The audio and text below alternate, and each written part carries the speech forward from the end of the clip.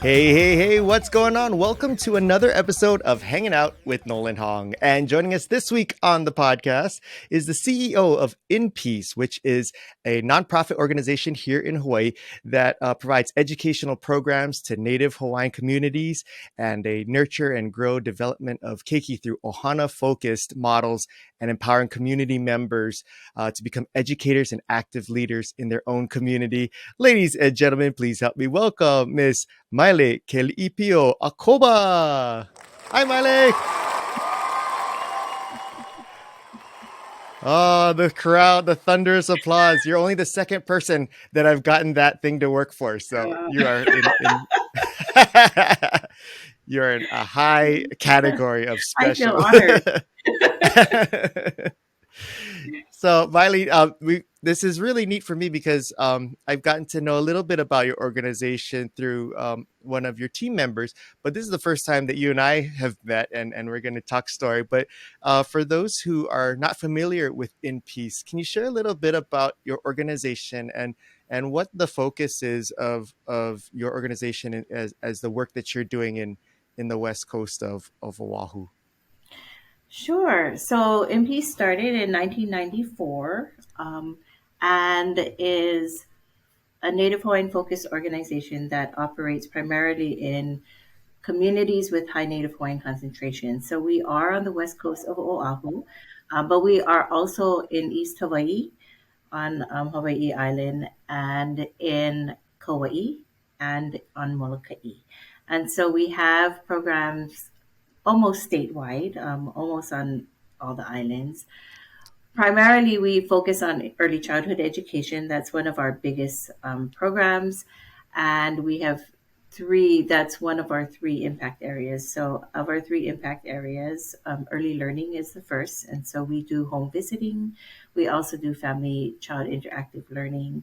And we also do outreach. And so, our Ho'ala program goes out door to door, sometimes in the Oh, wow. communities we serve, knocks on people's doors to see if they or family members that they know have children that haven't been involved in early learning, and will help them to actually get out and find the right program for them. It doesn't have to be NPEACE, it can be any program in the community, and help link them up to those programs and to resources available, with the idea of it's really important to get your child just engaged in early learning activities, whether it be early learning activities that you use at home or early learning activities or services that are in the community.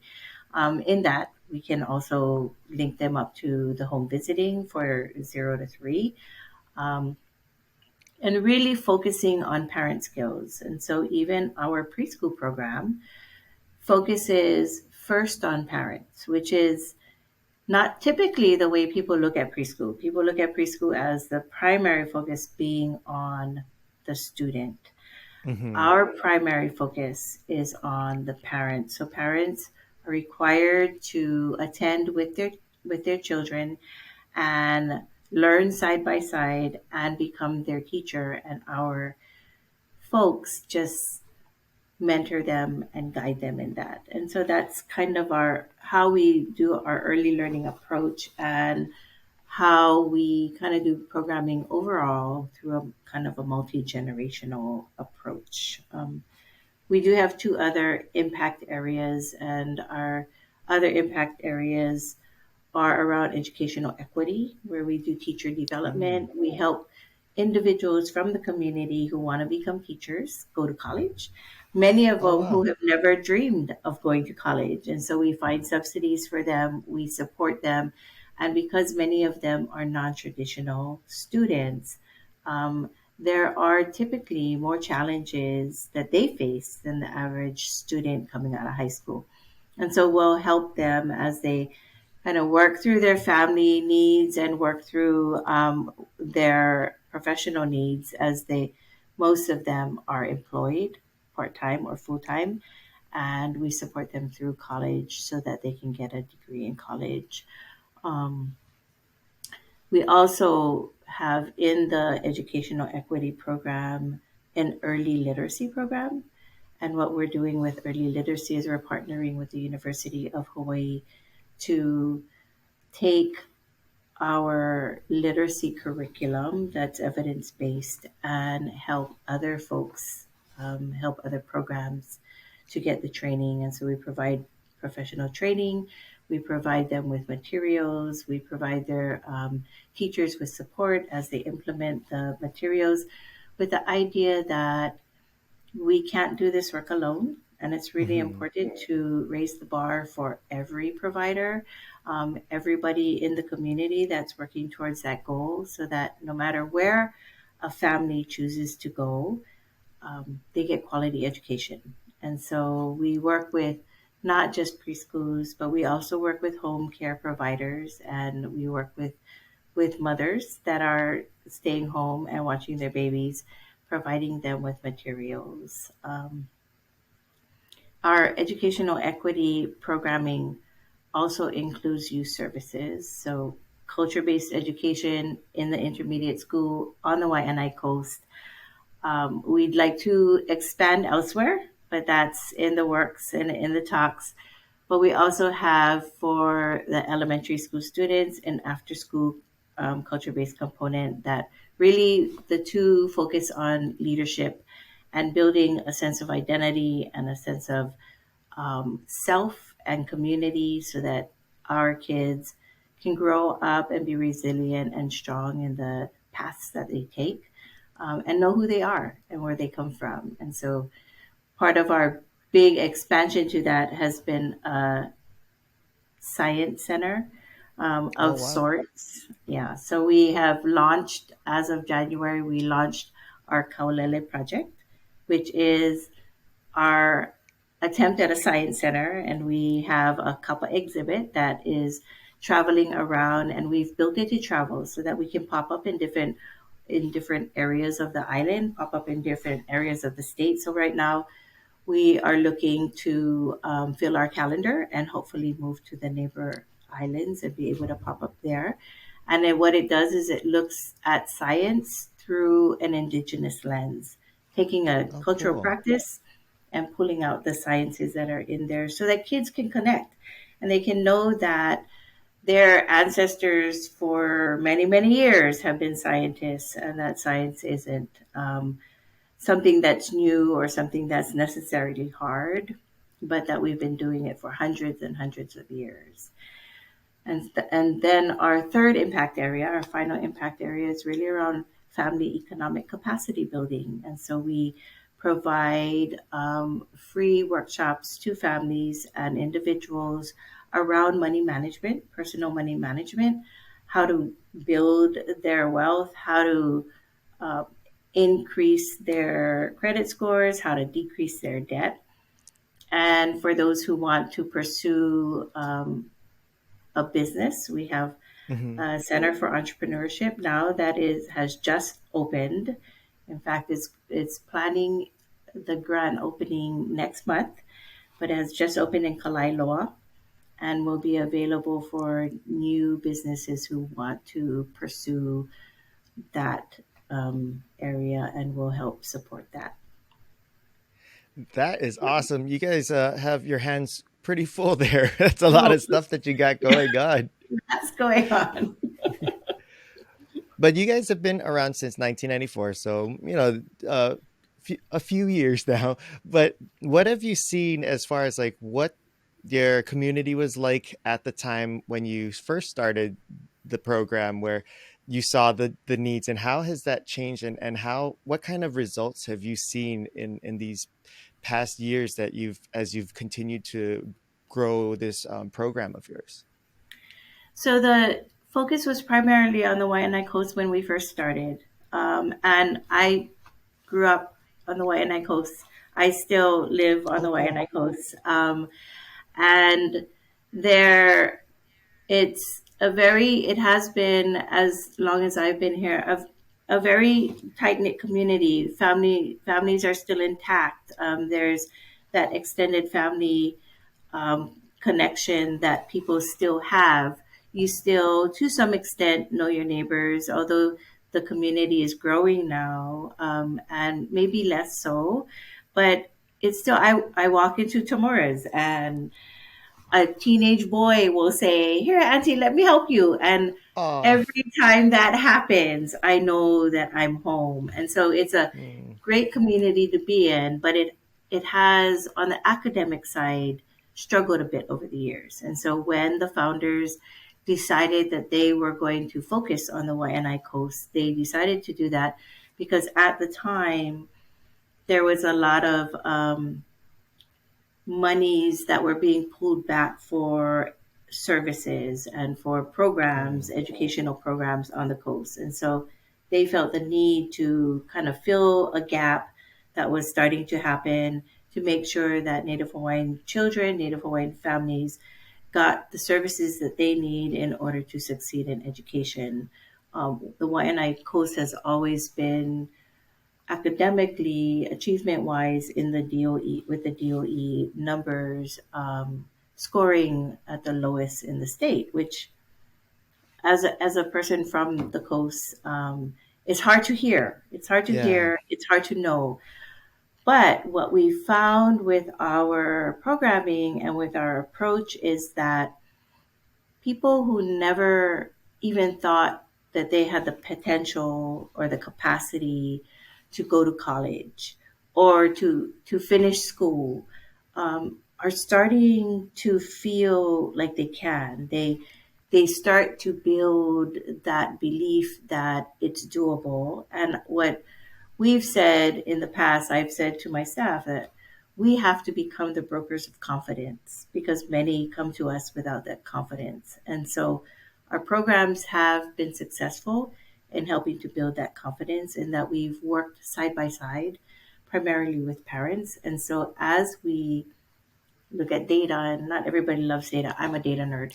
Not everybody loves data, but as we look at the data, the Keiki Steps students that were in our programming in 1999 and have since started to graduate from high school and enter college, we still have contact with a significant number of those families because of the dynamics of the coast, because we're still kind of connected family to family. And we have found that for all of those that we have been able to contact, which we've been able to contact 80% of those families of the kids Oh, who have wow. graduated now, 100% of those have graduated from high school on time, and 67% of those have been college bound, which is a huge improvement from what we're seeing in some of the other statistics and data. So what that's told us is that one, really important to focus on the parent, and that's kind of what Mm-hmm. we've done. We focus on the parent and given parents the capacity and the skills to support their own children and advocate for their children's need all the way up through high school so that when they walk out of our preschool classroom, they may not have us anymore, but they now have the confidence and the skills to do that on their own. And that, too, what is really important is that our staff is hired from community. And so we Mm. purposely look at the parents who come through our Keiki Steps program and recruit from the parents that come through the Keiki Steps program. We purposely look for the promise and the skills that they have and the things that they bring. And we don't necessarily look at the credentials that they have. So they come to us, many of them, no college, no work experience, but they've Interesting. committed to their child and participated in the program, and we've watched them grow. And so majority of our teachers now have been parents in our program. And so when you hire from community, the commitment of people from the community to improve that community is so much stronger. And so people start to feel engaged, and we know how to build those relationships. And that's kind of where we start, is that relationship building.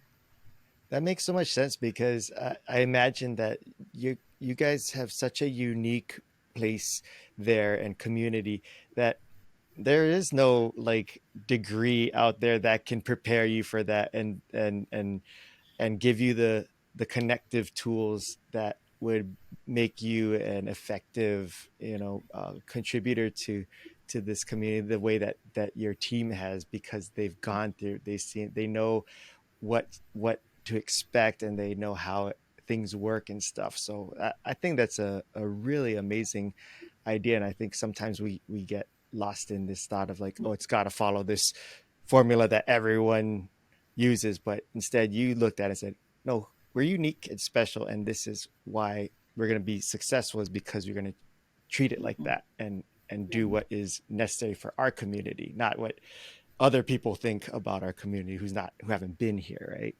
Yeah. So it's kind of, I guess, maybe an inside out model. Like people tend to go to the what Yeah. college degree do you have first, and then let's fit you into the job. We go to what life experience do you have and what connections do you have to the community that you're going to serve. And then one of Yeah. our expectations is that, and now you're going to go to college. And so we support our Wow. staff through college. Part of their hours are dedicated to their college studies. So we pay them for a certain amount of hours to attend college, to do their homework. And that's an expectation for especially our Keiki Steps program. That's kind of um, the thought that goes kind of throughout the organization, is that we may not be able to support everybody's college in every degree. We typically focus on education, Hmm. but it's really important to get your degree. And so, what I will say in that is a lot of the mothers who have come in to our program, gotten hired, and then went to school, who never thought of going to school, have now got degrees. And so we have a significant amount of staff who have their degrees but got them through their work at INPEACE. We also have a significant amount of staff. So we have, off the top of my head, I can say we have had 4 staff get up to their master's degrees, Wow.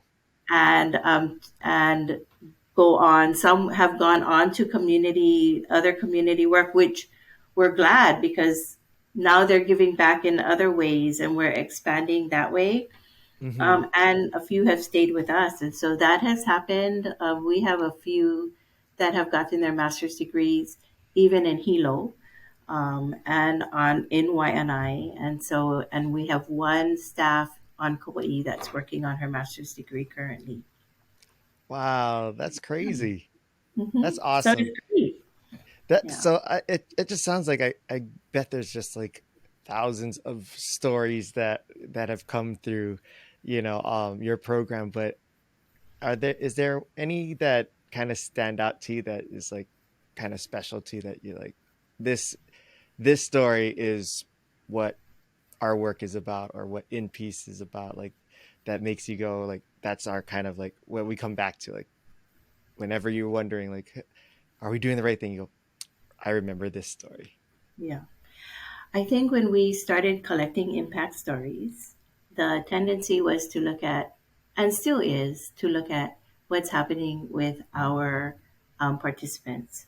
And so our staff collect those stories, and we share those stories widely about the achievements of our participants. But when I stepped into this position, I realized that the stories of our staff really are the big stories. Mm, Our staff, the commitment and the dedication that they have to the work that they do is is unmatched in any other place that I've worked. And I've had the ability to work not just in Hawaii, but I've worked in Washington State as well, and in a number of capacities at a number of levels. And I can say that I have never worked for a staff as committed and dedicated as this staff is.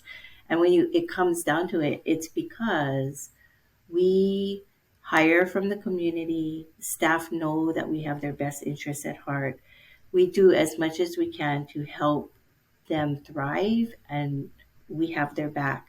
And so one of um, one of the many stories.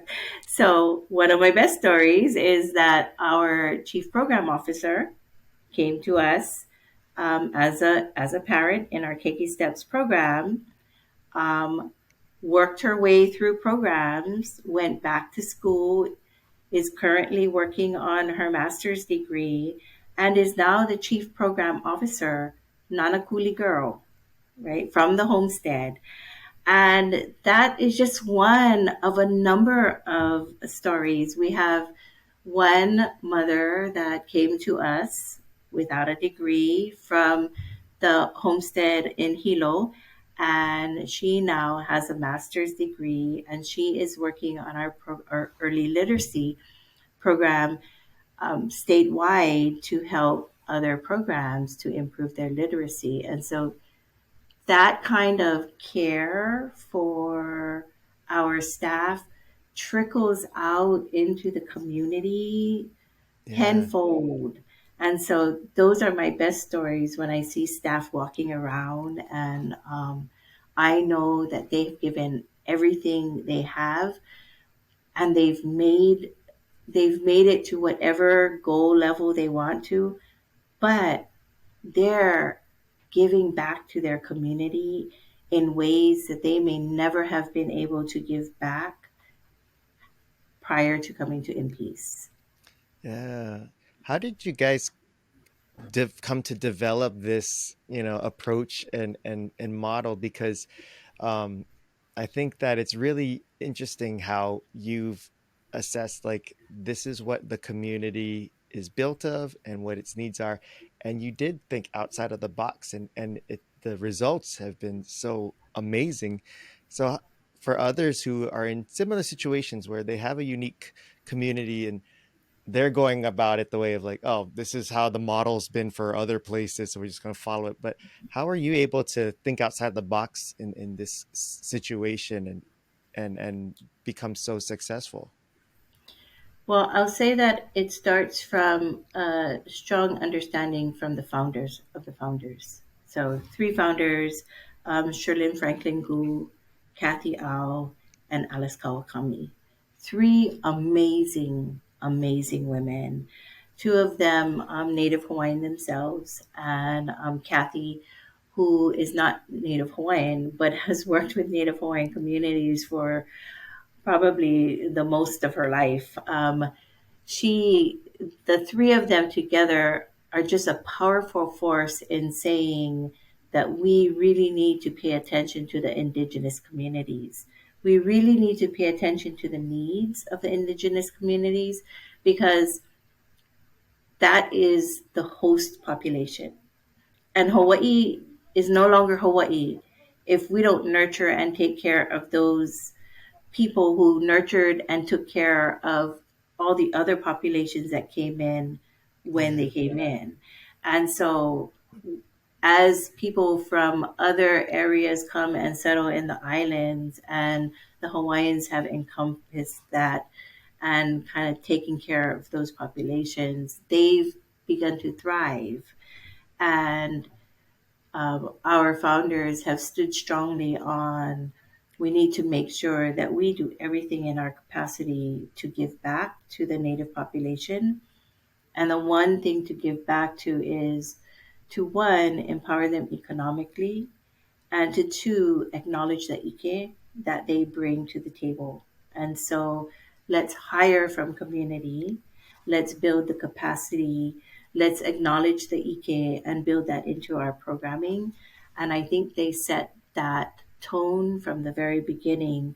And the executive directors and CEOs that have come after have also kind of taken up the flag and moved that forward. And so I will say that when I think back on it, I think all the EDs and CEOs have been Native Hawaiian. Oh, wow. And they have done really great things in the community, and having that understanding of how we talk to communities and how we relate to communities, and bringing that Hawaiian approach first, Hmm. that we build relationships first, is what has made us successful in the ways we have been. So how did you find this path for your life, that this passion for wanting to be involved in community work like this? Because while it's extremely rewarding, it's hard work and it takes very It's hard special work. people. Yeah. So where did you where did this come from, and where does your desire to do this kind of work come from? I think just my upbringing. So like I'm a Waiʻanae girl through and through, right? And I was my fair share of tuna growing up. Um, but Do this you still have it a little bit in you? Like I do have it a little bit of me. okay. That and the rebel streak, right? This is my community. These are my people. And Yeah. when I think about as a youth, I mean, I used to walk from my house in Maile to the gym in Waiʻanae and play volleyball all day and then come home, and never concerned about, and sometimes I came home really late, never Oh concerned wow. about. And your parents were okay with that? Well, when we had events, they would, yeah, because we weren't concerned about safety, right? Because it was our community. People Yeah. knew me. People took care of me. People, corrected my misbehaviors when they needed to, and it was expected and okay, right? And so I came from that nurturing community that kind of helped me. I went to Kamehameha schools, and sometimes I felt like the inside outsider because I was a country girl, and then I had to go to town, right? And so Yeah. I did feel like that. But I was lucky enough to be able to go to college right after school, and I went to college. I ended up, we lived in Waiʻanae for a long time, and I ended up moving to Washington State for a while. And it was when I was in Washington State that I realized how valuable all of my experiences were, how valuable my culture was, how much I needed to work really hard to nurture that in my kids because they no longer had those connections. And I didn't want to lose those things. And it was really important for me to represent, to people needed to know that I was Hawaiian and I was Hmm. Hawaiian through and through, and that I had something to offer to the community. And so I had great experiences in Washington. I was able to work in the social service field. I have worked in every social service type field that you can think of. And I felt like my ability to give back to people was important because I had had very good experiences growing up. And I came from a community where my peers didn't end up having a lot of those experiences. So Mm. when it was time, I had decided that it was time for me to come home and that the coast was the place that I needed to be. That the coast and other Native Hawaiian communities was going to be my focus. And so I sought out those opportunities and was very lucky to come across INPEACE, and um, they were open and they were welcoming. And so when I had the opportunity to come to INPEACE, I knew without a doubt this is where I wanted to be because our focus really is on Native Hawaiian communities. I will say though that even though that's our focus, there is a strong understanding that you don't have to be Native Hawaiian to come to our services. And we'll Mm. treat you the same as any we would treat anybody because the importance of community is lifting everybody up together. Yeah. And we can't be so intensively focused on Native Hawaiians without focusing on the people around them and the peers that help to support them. And so our overall mission really is to help everybody in the community, and our focus is Native Hawaiian communities. That's beautiful, and I love the way that you approach that and the philosophy that you have. And I think that's a big reason why you guys have been so successful because you have this.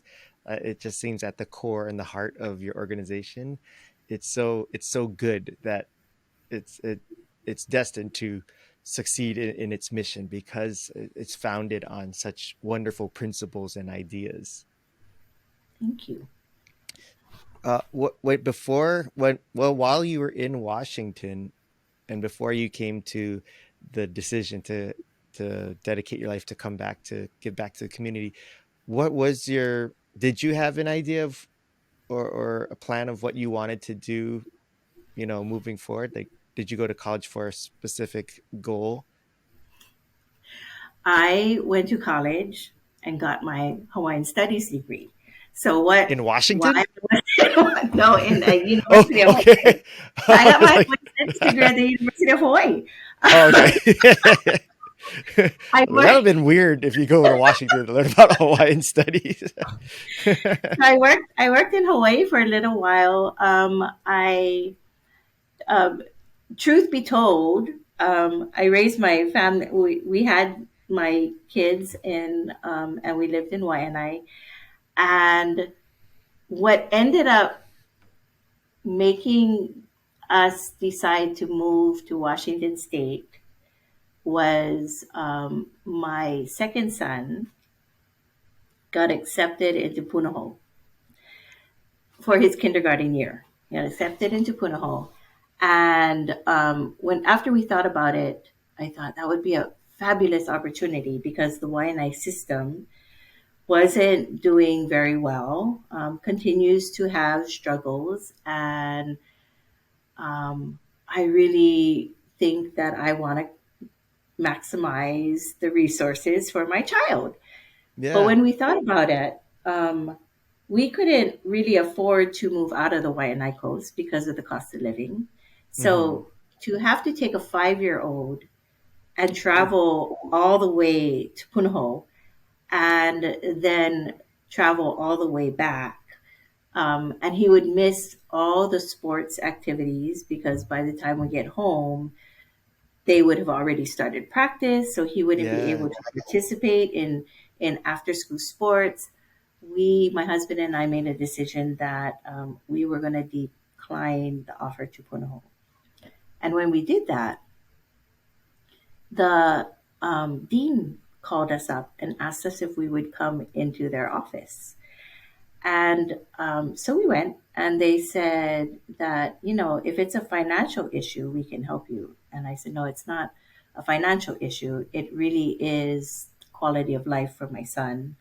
And I really do want him to, one, get a good education, which Punahou would provide, but I do want him to have a social life and to play sports. And I need to balance that out. And that's really important to us.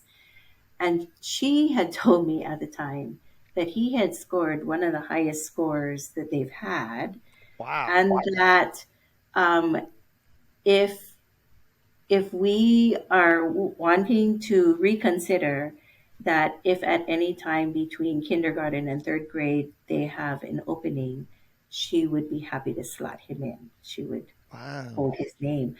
That told me that, wow, he must have done really good. I must have a really smart kid. And now I'm making a decision to send him to school in Waiʻanae. Mm. And I didn't know what to think about that. And I Yeah, didn't know how that's to tough. feel about that. And so, as a parent, we decided that we needed to move into a school district that could support him as best they could, but we couldn't afford to live anywhere else in Hawaii.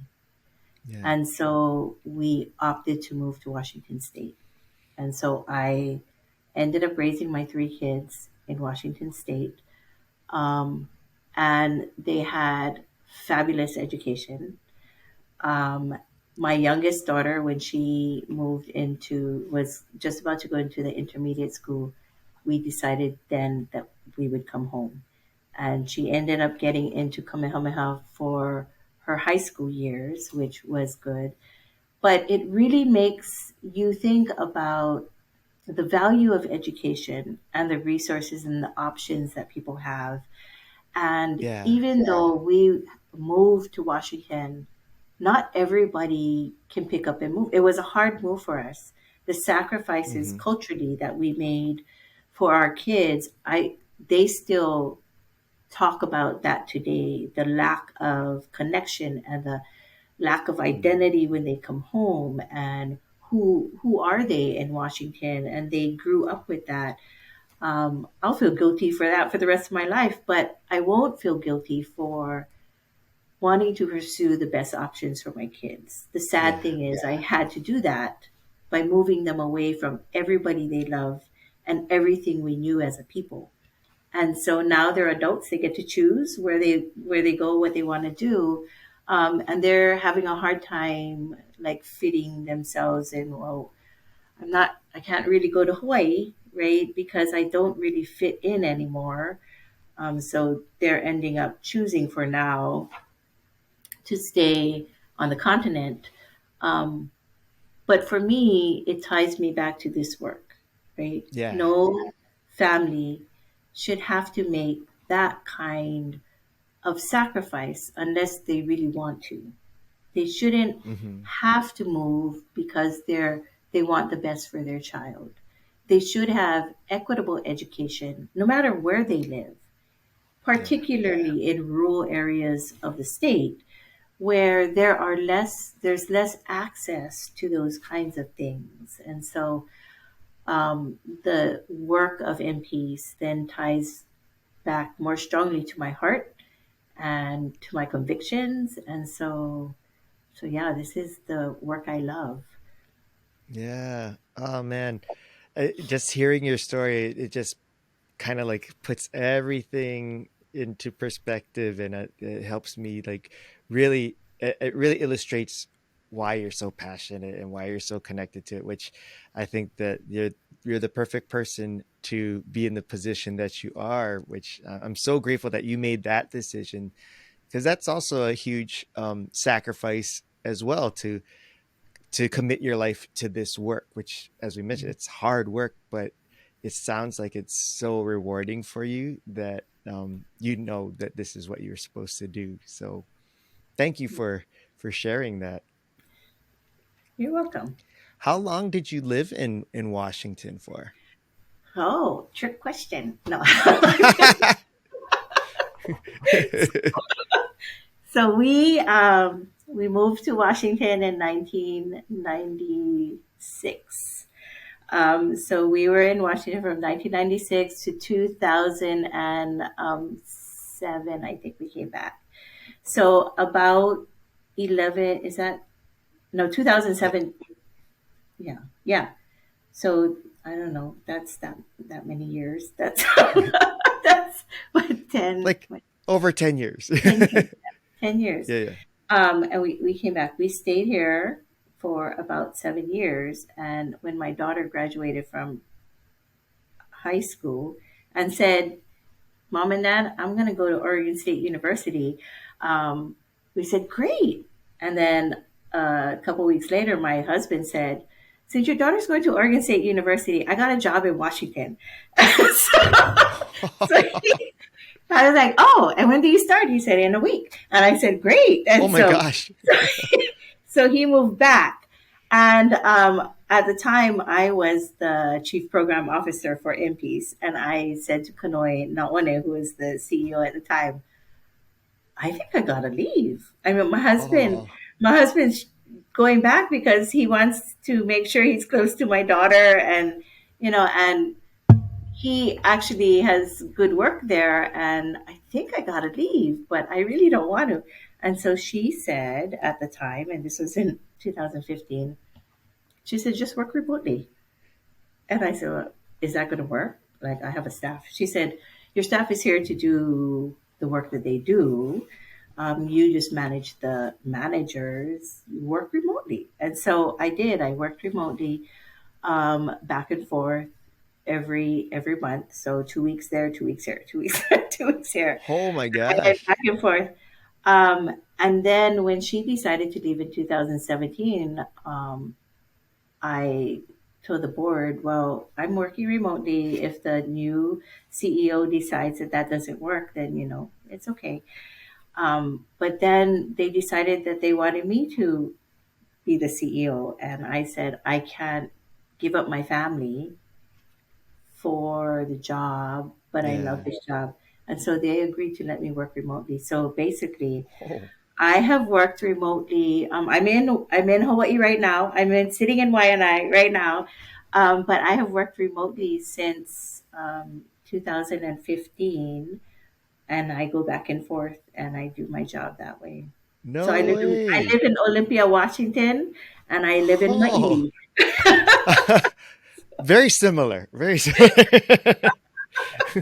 Yeah, Wow. That is a trick. I didn't realize when I yeah. asked it that it was a trick question, but holy smokes. I did not expect that. That was a big curveball right there. So you must have like crazy Hawaiian miles racked up, huh? I have crazy Hawaiian miles racked up.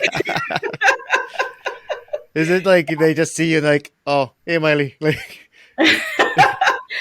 we got No, your seat ready for you. yeah. But it's Wow. it's good. It because the work and I couldn't envision myself. And I told my husband, I can't envision after working here Mm-hmm. for my people. I really can't envision myself working anywhere else for anyone else. And he says, "Well, we got lots of tribes. Why don't you work for the tribes?" And I'm like, I'm such a strong believer of you hire from your community that Yeah, that would yeah. not be okay with me. That Mm-hmm. they need to hire from their community. Yeah. I might be able to contribute to whatever it's doing, but it's so important for them to hire from their community that I won't even apply for that. And so I told him if I have to move back, I'm, just not going to work because this is the work for me. And Yeah. so it's a good thing that the board has allowed me to go back and forth. And so when the pandemic hit, it didn't really change Yeah. anything for me. I was gonna say it probably made it even easier because then other people got on board with that style and Right. expectations, right? And it's like, hey, welcome aboard to my life. What? So as far as your husband, like the type of work that he did, was it something that it was like this job opportunity came up and he was like that, like how you were like, oh, this is what I need to do, or was it more just because daughter's here, this is an opportunity to get me to closer to her, and that's why I'm taking it? Was that what was his That was it. motivation? That Yeah, was was it? it. So my husband's an Ah, attorney by trade. He had, when we worked in Washington, he had a private contract with the state, and he did dependencies. And so when he came back, he decided when we were in Hawaii, he decided that he was going to take a hiatus from law. He didn't oh want to wow, practice law. And he has said that it's the law practice here in Hawaii and the law practice in Washington is very different. It's very different. It's a yeah. different environment. And he's a Kauai boy, and he had a Mhm. hard time with the environment here. It was a lot more like rigid than the environment in Washington. So he took a That's interesting. hiatus. Yeah, it is interesting. Um, and so he raised tilapia while we were here for the No however way. many years we were here. He was a tilapia farmer. My dad had started a tilapia farm. My husband kind of took it over, and that's what he did while he was here. And so when my daughter went back, he had no problem, no trouble getting a job in Washington because Yeah. he had established the name for himself. It was quick, and he decided that we needed the money because she was going to college. So he, That would so have he, had to have been a lot of tilapia to cover yeah, that. yeah, the tilapia wasn't quite doing it. So Yeah. yeah, have so you yeah, have you notice that like because of the unique position that you're in, that you have these two different environments that you know that you exist in. Mhm. Have you seen that getting the experiences and the being involved in the communities in Washington has actually given you some tools or insights that have helped you with your community here in Waiʻanae and the work that you're doing? I think I have. So um, the Hawaiian community up in on the continent or in Washington State, um, there's like Hawaiian groups, but a little bit like disconnected. Um, but when you meet somebody in a professional field that's from Hawaii, there's an immediate connection. So the work Yeah. that we do here, the Grow Your Own Teacher program, has actually gotten nationwide attention. Oh, wow. And we have actually also presented internationally and gotten international attention. And at the national level, though, we have been called upon to participate in a number of collaborations and groups to try and figure out how to stabilize and grow your own programs in other Hmm. communities, how to provide that support. So we were involved in a coalition that kind of worked together to create a structure, and we've been involved in talking to other groups. And so in the Washington area, I was approached by the one of the educational school districts to help them think through their grow your own, and now to help them think through their diversity issues, like how Oh. do we work through these diversity issues, and make sure that the teaching staff is reflective of the kids that we have in the classroom. And so those connections have really helped to inform the way we approach things and the way we do things. And it has also, and vice versa. And it has also helped me to really look at the progress that we've made and the struggles and the challenges that other organizations continue to deal with. And I feel really proud about where we are. And sometimes, like, I have high expectations. I'm Yeah.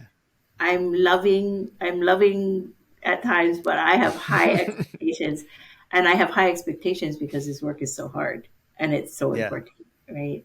And so I lean on my staff, I lean on my managers. I mean, we talk about strategic planning. They're probably sick of hearing me say the word strategic plan, um, but I lean on them to do better work, to do more, right? And when we talk about, oh, this year we served 600 kids. I'm like, well, there's 48,000 families on the Waiʻanae Coast.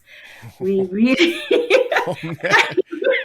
we're not Way to just, take the wind out of their sails. Like, yeah, we did good. You're like, no, I you're know, not. it's like, oh, but then it really helped me to look at other places and say, we're doing an awesome job, right? Because Yeah. the 600 kids that we serve each year have gotten quality services. Yeah. Their families have stabilized and grown, and it's really been exciting to just watch that progress. And so I've had to learn that, yeah, the numbers, because like I said before, I'm a data geek, right? So Yeah. Yeah. numbers are numbers. And although the numbers might seem presented one way, like they're low, um, when I look at the success that we've had with those numbers and I compare them against what I see out there in other states, I'm like so massively proud of our staff, right? Of our community, of the participants that we have in our program. And so it's so great to see that growth. And it's helped me to really appreciate what we do and how much our staff gives, and how much more we can give and can do and can accomplish. So Yeah, and the other way of looking at it too is that those are 600 more kids that got this education and support that wouldn't have gotten that. And knowing that you had 600 less if you weren't around, that's such a devastating, right, statistic. right, And then also they're going to exponentially increase your reach because now they're going to go and reach out to their right. communities and make an impact. So I think that's tremendous. And I hope your staff hears that part, the second part where you said you're very proud. Yeah. But yeah, that's really amazing. And I'm curious, that you've been doing this work for a while now.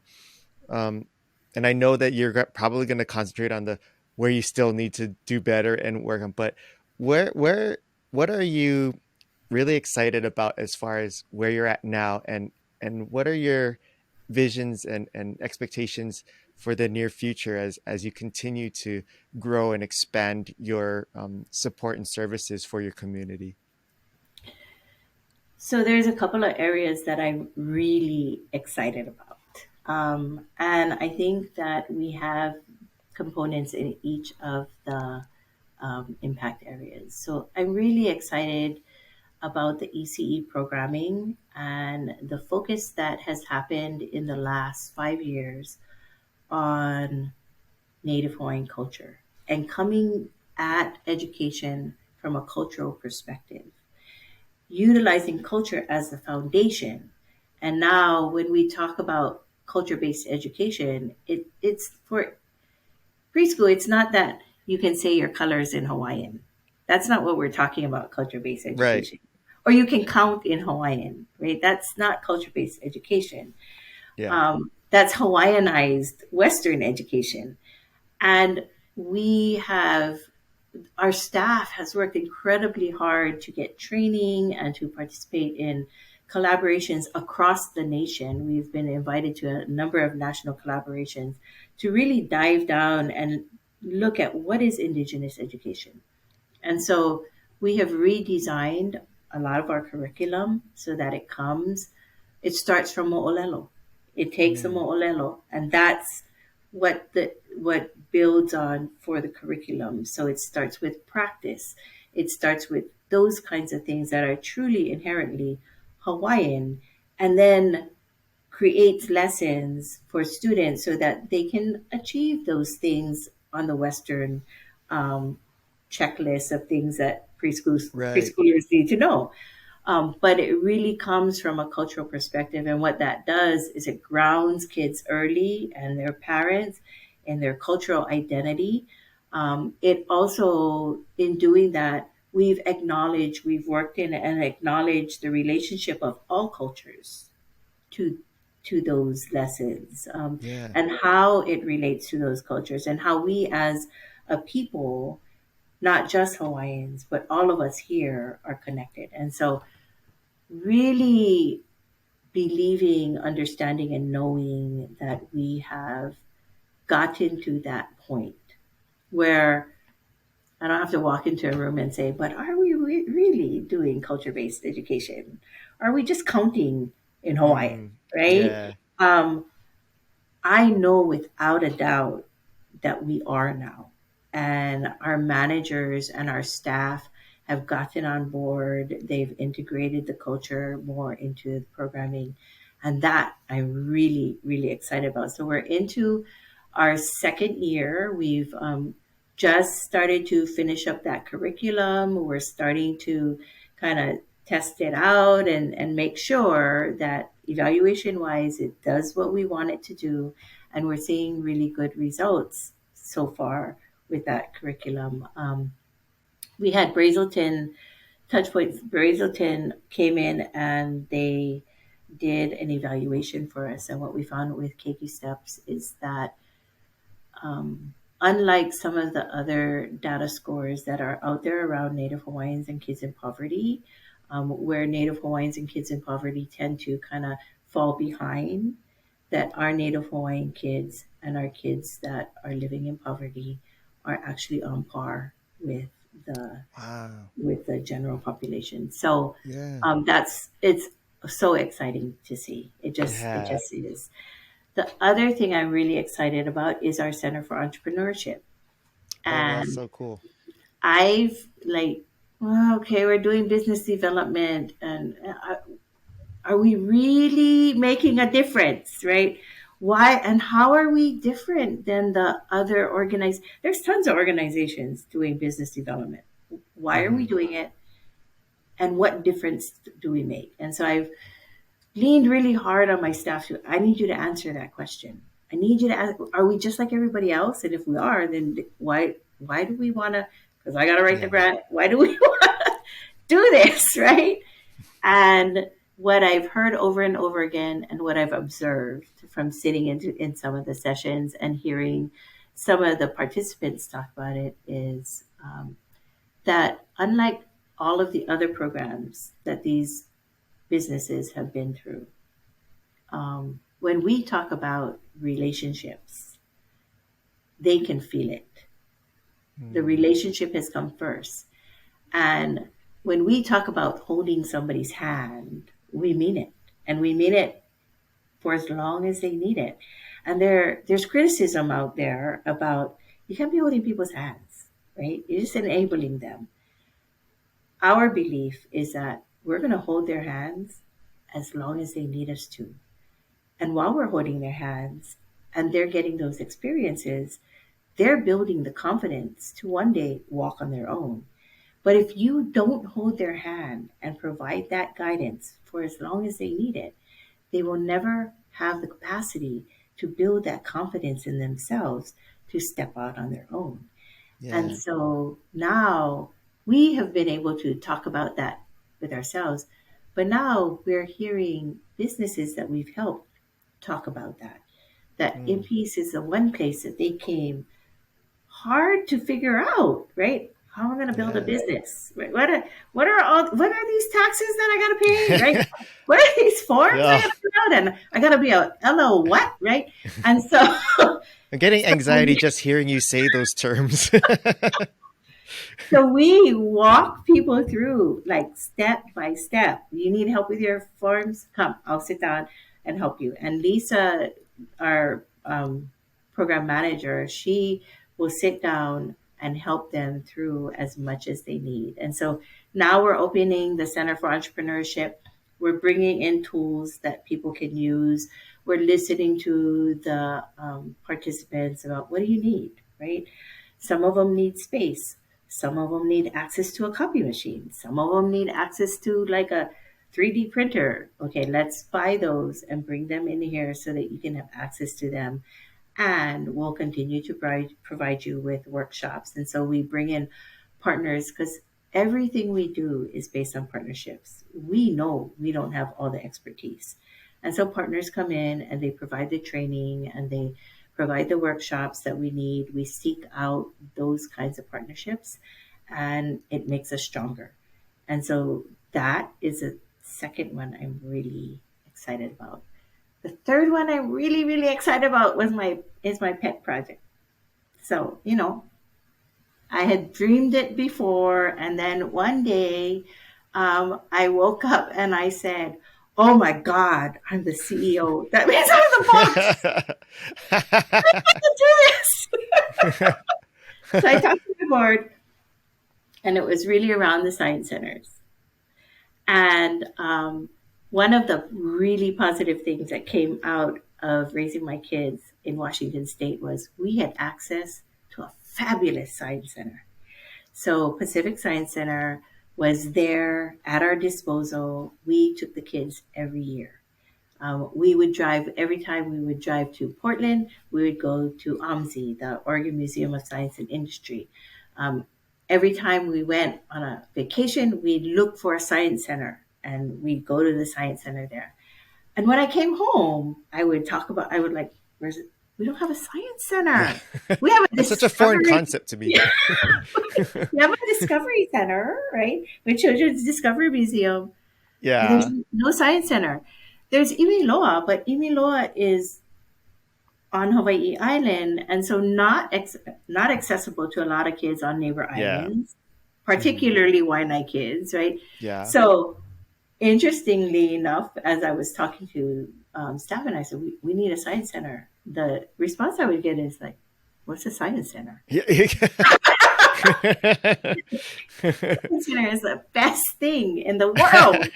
And so I pulled a small staff group together and I said, we got to start figuring out how we do this. And so we have been working since 2018, kind of designing the science center concept, figuring it out, and doing all kinds of things, prototyping stuff, taking it to schools and things like that. And we got really good feedback initially. And then finally, we got a grant from NSF and we did one exhibit. And the exhibit on Kappa focused on Native Hawaiian practice and then introduces the practice and pulls out the STEM pieces of it. And so we were Mm. able to do the design and fabricate it, get it sent to Hawaii, and we were able to then create exhibits. Right now, we have just finished up a second design phase for the Kaulana Mahina, the Hawaiian moon calendar, and the planting and fishing around the Kaulana Mahina. And we worked with Kalenu Uhiva as our cultural consultant and approaching it from the cultural perspective again, grabbed as much of the information that we could and put it together and worked with her to then engage a designer that typically designs science center exhibits. And they just finished up the design phase in July. We just got all the RFPs back for fabrication. And so right now, this week, we're going through the RFPs and we're hoping to fabricate and launch the Kaulana Mahina exhibit in January. And then we have entered into the first phase of our third exhibit, which is going to be around the lokoi'a. So really looking at the Hawaiian fish ponds and working with cultural practitioners to kind of make sure we incorporate that knowledge in there. We'll go through the design phase with the kupuna this semester. In the spring, we'll engage a designer to do the exhibit. Next year, in the fall, we'll fabricate, and by 2024, we should have our third exhibit ready to go and launched. So our hope is every January we launch a new exhibit, and those exhibits are built to travel. And so we are booking out exhibit times and trying to figure that out. On the in between, the challenge we have is on the in between because we don't have a building, the exhibit sits in storage. But we're Mm. also having to convince because people aren't used to a traveling science center exhibit. Yeah. We're having to educate co-hosts that it does cost money Yeah. to exhibit, and we do need to figure out a cost share because if we want this to continue, then we'll have to make sure that we are able to cover the cost of that. Hmm. But so it's so exciting. Our early Kamehameha schools has partnered with us on the evaluation and the research of the Kappa exhibit. And the findings have shown that one, the students, the youth and the students who come to the exhibit can feel a connection to the science. They can see the connection between culture and science, and they are starting to feel like that science is relevant to who they are, Yeah. which is what we set out to do. And even though Hmm. it might be a one-time experience in their life, just to spark that excitement and to get Yep. them engaged and to see that my ancestors were magnificent and I come from that strain and I can do this as well. It's so wonderful to see them engage. And so 7 through 14 is our primary population, but the exhibits are actually designed so that from preschool all the way to kupuna, they can engage. So yeah. That's awesome. I love what you have been focusing on as far as really stressing not only the preservation but the connection of um, Native Hawaiian culture and everything. Because I know I'm born and raised here in Hawaii, and I remember growing up feeling really like ashamed that I didn't. I am not Native Hawaiian, but being that I've this is where I call home, it's like I felt ashamed that I didn't have the knowledge and connection to the culture, to the place that I call home. And now as an adult, it seems like, especially in the last 5 to 10 years, like there seems to be a much more stronger support for that, especially recently in the last few years, it seems. And I'm just loving seeing all of the emphasis and the efforts into preserving uh, Native Hawaiian culture and implementing them into all these different things and aspects of our community. And I finally am starting to feel like, okay, now I feel like connected, and I feel proud that I can say, oh yeah, that's my home. So I'm so appreciative of what you and your whole team and your community are doing to build that and to grow that here in our state. Is beautiful. Yeah, thank you. And I really believe that, especially for people you don't have to be Hawaiian to feel that connection, to appreciate the culture, Hmm. that we're here all together in this one special place in the world because of that culture, because of that Yeah. environment. And whatever brought you to this space, if we can make sure that everybody is able to remember those things and feel those things, right? We then start to find that place in the world for ourselves and start to really be able to identify whether you're not Hawaiian or not, right? This is where I choose to live. And this is what living here is all about. And to embrace that is significant. Yeah. Yeah. I'm so glad that we got connected and that I got to learn more about not only your organization but you and your amazing background and story. And I still can't get over that plot twist at the end.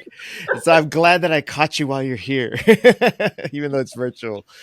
But uh, for those listening who want to either learn more about your organization or get involved and ways to support, how can people get connected with In Peace, and what are ways that they can help you? So our website is inpeace.org, INPEACE. INPEACE stands for Institute for Native Pacific Education and Culture. So a lot of time when Oh, people see In Peace, they think we're a church or we're something else, but it's yeah. like kind of an acronym. But That it would take a long time to say every Yeah, time it would if take you a long said time to say. that. So inpeace.org, and we have all our programs up on the website and even a contact method there. Our primary office, we have one office number, so it kind of takes you to everywhere if anybody Oh, has okay. information. What if people want to get involved? I mean, we're right in the process. We're right in the middle of really figuring out or understanding the need for volunteers, especially when we Uh, have our Kaulele Science Center exhibits out. Like we have one staff person. You go oh out wow! and Holy smokes! he staffs the thing, and then we're like, oh my god, we should get you some volunteers. And so, Yeah, so we're at the point of God, we really got to put a volunteer thing together. yeah. And if people want to make donations to our organization, that would be fabulous. And they can do that as well through the website. I think you would have there be there. I'm sure there are a lot of people who would love to volunteer in this capacity. I know my mother-in-law, like she was district superintendent. Is that the right term? Out in Waiʻanae, in the Waiʻanae Mhm. district for Mhm. so many years, and she loves volunteering still and going to schools and working with the students. And as soon as you said this about the science displays and stuff, I was like, this sounds exactly like what she would do. She'd like drive all Mm. out there and set up and talk to the kids, talk to the families and stuff. Mhm. So I bet there are a lot of people in the community that would love to volunteer and support in this capacity. So I'm so glad that you brought that up specifically. Yeah, that would be fabulous. And because we're trying to get, the goal is really to get to the rural areas and neighbor islands. Hmm. We are trying to figure out and envision how we get a volunteer corps on each of the islands. So that would be fabulous. Exciting. Well, Miley, thank you so much for taking the time to hang out with me today, and I'm so grateful for getting connected with you and getting to know you, and really appreciate the work that you and your whole team are doing for our community. And I know you're very competitive, and you look at the where you're deficient stuff, but I just want to say from the outside perspective, you guys are doing an amazing job, and you should be really proud of yourselves. And thank you for all you do for our people here. Thank you so much for having me. I really appreciate it.